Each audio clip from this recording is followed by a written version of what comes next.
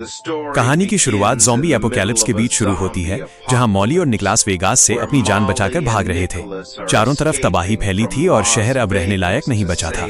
अब उनका प्लान था कि वे किसी तरह एयरफील्ड तक पहुंच जाएं, जहां उनके कुछ दोस्त इंतजार कर रहे हैं, और वहां से प्लेन लेकर ज़ॉम्बियों के इलाके से दूर निकल जाएं। लेकिन रेगिस्तान के बीच सफर करते हुए अचानक मॉली की तबीयत बिगड़ने लगती है। मजबूरी में निक गाड़ी रोक देता है ताकि वो थोड़ी देर आराम कर सके, लेकिन उनकी परेशानी यहीं खत्म नहीं होती। जैसे ही मॉली वापस गाड़ी में बैठती है, गाड़ी का पिछला टायर एक गहरे गड्ढे में फंस जाता है और कितनी भी कोशिश करने पर बाहर नहीं निकलता। निक घबराकर अपना मोबाइल निकालता है और अपने दोस्त जिम्मी को कॉल करने की कोशिश करता है।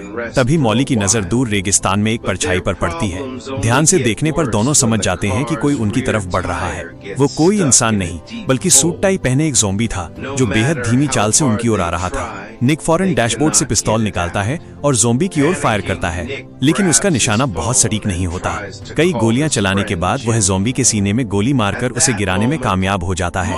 लेकिन डर अभी यहीं खत्म नहीं होता, क्योंकि कुछ ही पल में वो ज़ॉम्बी फिर उठ खड़ा होता है और उनकी तरफ बढ़ने लगता है। अब दोनों के पास कोई और रास्ता नहीं बचता। वे जल्दी से गाड़ी में वापस बैठकर उसे स्टार्ट करने की कोशिश करते हैं, लेकिन टायर अब भी गड्ढे में फंसा था, जिस वजह से गाड़ी आगे नहीं बढ़ पा रही थी। मजबूरी में वे खुद को गाड़ी के अंदर लॉक कर लेते हैं और सारी खिड़कियां बंद कर देते हैं। बाहर ज़ॉम्बी पूरी ताकत से शीशे तोड़ने की कोशिश करता है, लेकिन वो नाकाम रहता है। कई घंटे बीत जाते हैं और रात हो जाती है, लेकिन ज़ॉम्बी अब भी वहीं खड़ा रहता है, लगातार शीशे पर वार करता हुआ। हालात और भी खराब तब हो जाते हैं जब निक को एहसास होता है कि जल्दबाजी में वो अपना मोबाइल गाड़ी के बाहर गिरा आया है। अब उनके पास किसी से मदद मांगने का कोई तरीका नहीं बचा। तनाव के चलते दोनों के बीच बहस हो जाती है, लेकिन थोड़ी देर बाद वे दोनों शांत हो जाते हैं। अचानक उन्हें महसूस होता है कि बाहर सब शांत हो गया है, ज़ॉम्बी कहीं दिखाई नहीं देता। ये सोचकर कि शायद खतरा टल गया है, मॉली पीछे की सीट से टॉर्च निकालती है और निक के साथ मोबाइल ढूंढने बाहर निकलती है। मॉली को मोबाइल गाड़ी के पास जमीन पर मिल जाता है और वो खुशी खुशी निक को बताने के लिए पलटती है, लेकिन तभी सब कुछ एक पल में बदल जाता है। अचानक वही ज़ॉम्बी पीछे से हमला करता है और निक की गर्दन में काट लेता है। मॉली अपनी आंखों के सामने ये सब होते हुए देखती रह जाती है। चाहकर भी वो कुछ नहीं कर पाती और कुछ ही पलों में ज़ॉम्बी उसके बॉयफ्रेंड को पूरी तरह नोच खाता है। डर और सदमे में मॉली भागकर गाड़ी में वापस जाती है, जल्दी जल्दी अपना बैग खाने पीने के सामान से भरती है और वहाँ से निकलने की तैयारी करती है। लेकिन तभी ज़ॉम्बी फिर गायब हो जाता है। उसे लगता है कि शायद वो बच गई है, मगर अगले ही पल वही ज़ॉम्बी उसके बिल्कुल पास आ जाता है और उस पर हमला करने की कोशिश करता है। इस बार मॉली किसी तरह दूसरी तरफ के दरवाजे से निकलकर अंधेरे रेगिस्तान में दौड़ पड़ती है। किस्मत से वो पूरी रात जिंदा बची रहती है। सुबह होते ही उसे एहसास होता है कि एयरफील्ड अभी भी बहुत दूर है। जब वो अपना बैग चेक करती है तो उसमें बस कुछ बॉटल पानी और चॉकलेट बार ही होते हैं, जिन्हें पूरे सफर में चलाना है। थकी हारी होने के बावजूद मॉली हार नहीं मानती और घंटों रेगिस्तान में चलती रहती है। रात होने पर वो एक छोटी सी आग जलाकर आराम करती है, लेकिन उसका पीछा करने वाला ज़ॉम्बी फिर से लौट आता है और उस पर हमला करने की कोशिश करता है। मॉली किसी तरह उससे बचकर एक पहाड़ी की तरफ भागती है और थकान के कारण एक चट्टान पर ही सो जाती है। अगली सुबह वो सुरक्षित जागती है, लेकिन उसके पास ही वही ज़ॉम्बी खड़ा होता है जो चट्टान पर चढ़ नहीं पाता। ये समझते हुए कि ज़ॉम्बी उसकी गंध से आकर्षित होता है, मॉली अपनी जेब से एक चीज निकालकर दूर फेंक देती है। ज़ॉम्बी उस तरफ चला जाता है और मॉली नीचे उतरने की कोशिश करती है, लेकिन वो फिसलकर जमीन पर गिर जाती है। आवाज सुनते ही ज़ॉम्बी फिर उसकी तरफ मुड़ जाता है। मजबूर होकर मॉली आग के पास रखे अपने बैग की तरफ दौड़ती है। ज़ॉम्बी फिर उसका पीछा करता है, लेकिन मॉली समझ जाती है कि वो बहुत धीमा है। डर के बीच वो उसका मजाक उड़ाने भी लगती है और सफर जारी रखती है। कई घंटों बाद वो ज़ॉम्बी को पीछे छोड़ देती है, लेकिन अब उसके पास पानी लगभग खत्म हो चुका था और गर्मी से उसकी हालत बिगड़ने लगती है। तभी रेगिस्तान के बीच उसे एक खाली पड़ा हुआ घर दिखाई देता है। वो अंदर जाती है, लेकिन वहाँ न तो खाना मिलता है और न ही पानी। एक कमरे में पड़ा पुराना गद्दा देखकर वो थोड़ी देर आराम करने का फैसला करती है, लेकिन अचानक उसे किसी के कदमों की आवाज सुनाई देती है। उसका डर सच हो जाता है। वही ज़ॉम्बी जो उसका पीछा कर रहा था वो घर में घुस आता है। मॉली भागकर बाथरूम में छुप जाती है और शॉवर के पर्दे के पीछे खड़ी हो जाती है। ज़ॉम्बी उसकी गंध सूंघकर वहीं पहुंच जाता है। हालात और भी भयानक तब हो जाते हैं जब बाथटब में एक बिच्छू उसके शरीर पर रेंगने लगता है। बिना कोई आवाज किए मॉली खुद को संभालती है। आखिरकार ज़ॉम्बी वहां से चला जाता है। मौका मिलते ही वो बिच्छू को मारती है और चुपचाप घर से निकल जाती है। बाहर आकर वो फिर से जिम्मी को कॉल करने की कोशिश करती है, लेकिन अभी भी नेटवर्क नहीं मिलता। उसका आखिरी पानी भी खत्म होने वाला था और दूर दूर तक कोई बस्ती नजर नहीं आ रही थी। निराशा के बीच अचानक उसे फिर वही ज़ॉम्बी दिखाई देता है जो अब भी इंसानी मांस की तलाश में था।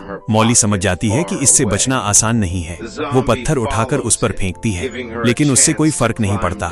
वो ज़ॉम्बी के सिर पर वार करने का सोचती है, लेकिन निक के साथ हुआ हादसा याद आते ही भागने का फैसला करती है। पीछा जारी रहता है। गुस्से और थकान में मॉली ज़ॉम्बी को गालियां देने लगती है। तभी उसे एहसास होता है कि उसकी बेवकूफ़ी ही उसकी ताकत है, क्योंकि ज़ॉम्बी ऊंचाई पर नहीं चढ़ सकता। इस सोच के साथ वो एक पहाड़ी पर बनी गुफा तक चली जाती है और कुछ घंटों तक वहीं आराम करती है। सुबह होने पर वो अपना सामान देखती है, जहाँ खाने में बस एक चॉकलेट, थोड़ा सा पानी और एक ड्रिंक बची होती है। फिर भी जिंदा रहने की जिद उसे आगे बढ़ने की ताकत देती है। काफी देर चलने के बाद उसे दूर सड़क दिखाई देने लगती है और उसे लगता है कि शायद अब उसका बच पाना मुमकिन है। लेकिन उसकी खुशी ज्यादा देर नहीं टिकती, क्योंकि अचानक उसे एहसास होता है कि सामने से एक भयानक रेत का तूफान बहुत तेजी से उसकी ओर बढ़ रहा है। हालात बिगड़ते देख मॉली पीछे हटने की कोशिश करती है, लेकिन कुछ ही पलों में रेत का विशाल बादल चारों तरफ फैल जाता है और उसकी आंखों के सामने सब कुछ धुंधला हो जाता है। तेज हवा और उड़ती रेत की वजह से मॉली कुछ भी साफ नहीं देख पाती। इसी कारण वो ये नहीं समझ पाती कि वही ज़ॉम्बी एक बार फिर उसके बेहद करीब आ चुका है और उस पर हमला करने की कोशिश कर रहा है। फिर भी हिम्मत जुटाकर मॉली किसी तरह उससे खुद को बचा लेती है, लेकिन तूफान की ताकत इतनी ज्यादा होती है कि वो उसे जमीन पर गिरा देता है और मॉली बेहोश हो जाती है।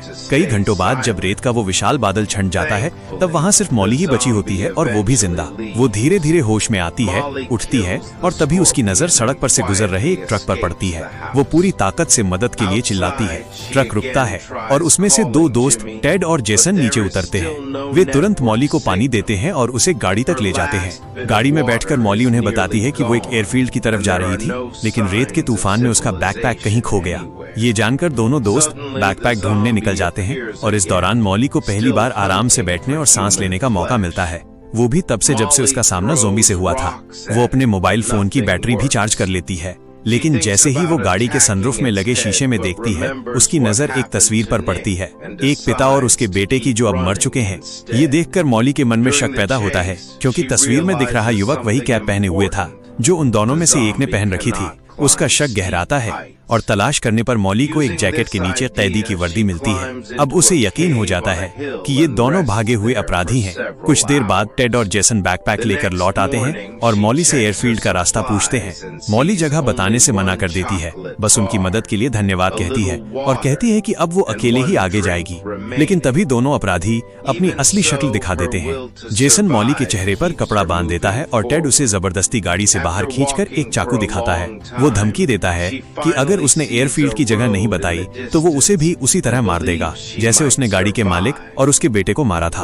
अब मॉली के पास कोई और रास्ता नहीं होता और वो एयरफील्ड का ठिकाना बता देती है, लेकिन अपराधियों का दिल अब भी नहीं भरता। वे उसे गाड़ी के पीछे ले जाकर उस पर और ज्यादा हमला करने की कोशिश करते हैं।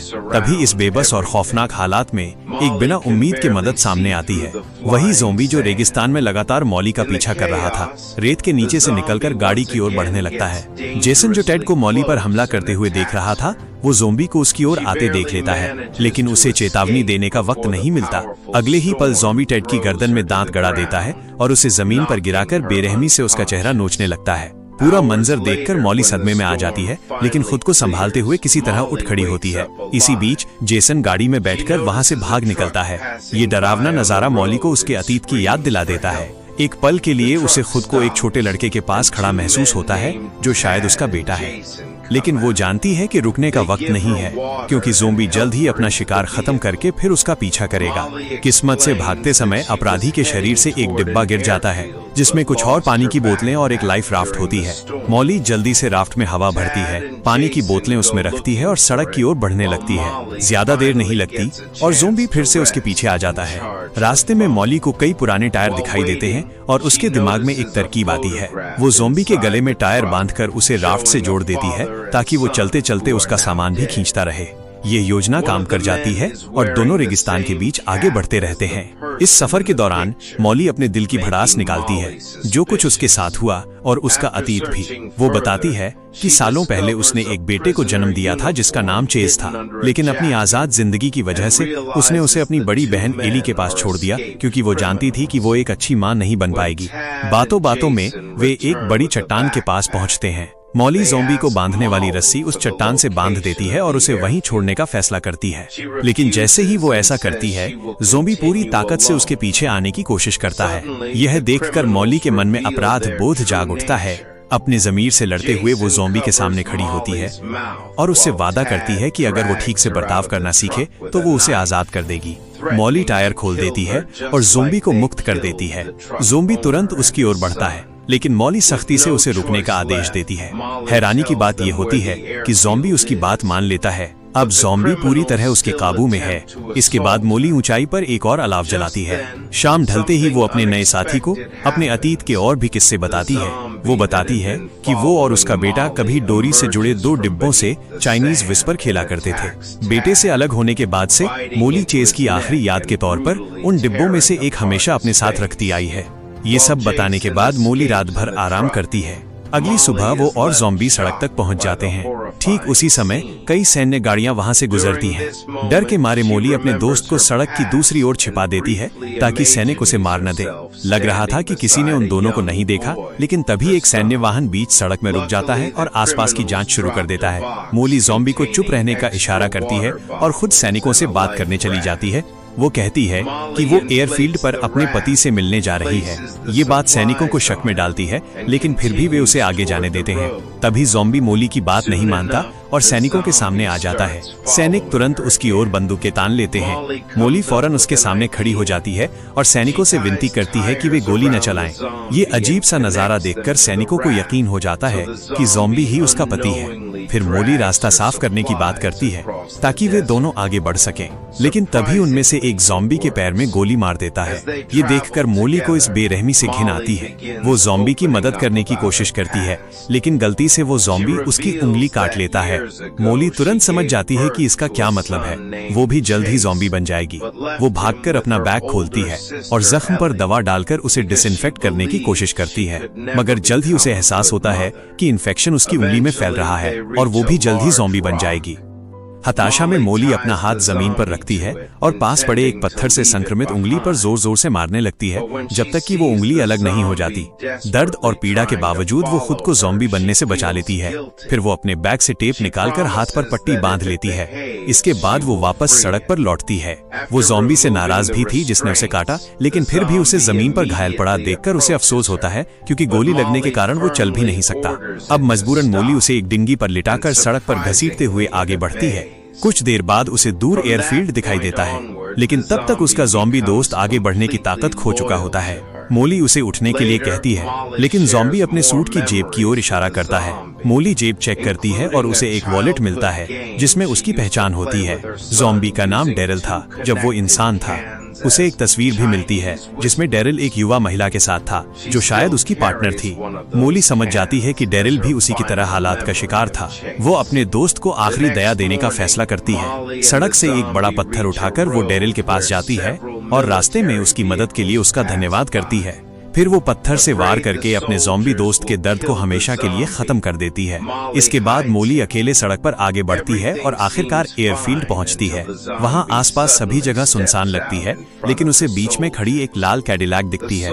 जैसे ही वो पास जाती है, उसे गोली चलने की आवाज सुनाई देती है और वो तुरंत गाड़ी के पीछे छिप जाती है। दूर से उसे दिखता है कि गोली चलाने वाला जिमी है। जब जिमी को एहसास होता है कि मॉली अभी इंसान है, तो वो फायरिंग रोक देता है। सब साफ हो जाने पर मॉली बताती है कि रास्ते में उसका बॉयफ्रेंड मर गया। जिमी भी बताता है कि उसे भी रास्ते में ज़ॉम्बी मिले थे। उसका एक साथी काटा गया था, लेकिन उसने ये बात छिपाई। जैसा कि होना था, वो ज़ॉम्बी बन गया और बाकी लोगों को भी संक्रमित कर दिया। लेकिन जिमी किसी तरह बच निकला और उसने उन सभी संक्रमित लोगों को एयरफील्ड के एक वेयरहाउस में बंद कर दिया। जिमी के साथ उसका मैकेनिक दोस्त रॉबी भी जिंदा था, जो शहर से भागने के लिए प्लेन ठीक कर रहा है। आखिरकार जहाज तैयार हो जाता है और तीनों मेक्सिको जाने की तैयारी करते हैं। लेकिन आखिरी पल में मॉली रुकने का फैसला करती है। उसे अपनी बहन और बेटे की चिंता सताने लगती है। वो एयरफील्ड के स्टेशन पर जाकर अपनी बहन को कॉल करती है, लेकिन हर बार कॉल वॉइसमेल पर चला जाता है। मॉली को डर लगता है कि कहीं कुछ बुरा तो नहीं हो गया। वो बार बार कॉल करती है और आखिरकार दूसरी तरफ उसके बेटे की आवाज सुनाई देती है। लड़का बताता है कि उसकी मौसी और गोद ली हुई माँ कई दिनों से लापता है और वो अपने कमरे में छिपा हुआ है। मोली अपने बेटे से वादा करती है कि वो उसे लेने आएगी और उसे तब तक छिपे रहने को कहती है। नए हौसले के साथ मोली कैडिलैक की ओर दौड़ती है, लेकिन पता चलता है कि चाबियां गाड़ी में नहीं है। उसे जिमी के ज़ॉम्बी बने दोस्तों की याद आती है। वो रिंच से जंजीरें तोड़कर वेयर हाउस में घुसती है। अंदर उसे एक ज़ॉम्बी जमीन पर पड़ा मिलता है, लेकिन तलाशी लेने पर चाबियां नहीं मिलती। तभी एक दाढ़ी वाला ज़ॉम्बी हमला करता है।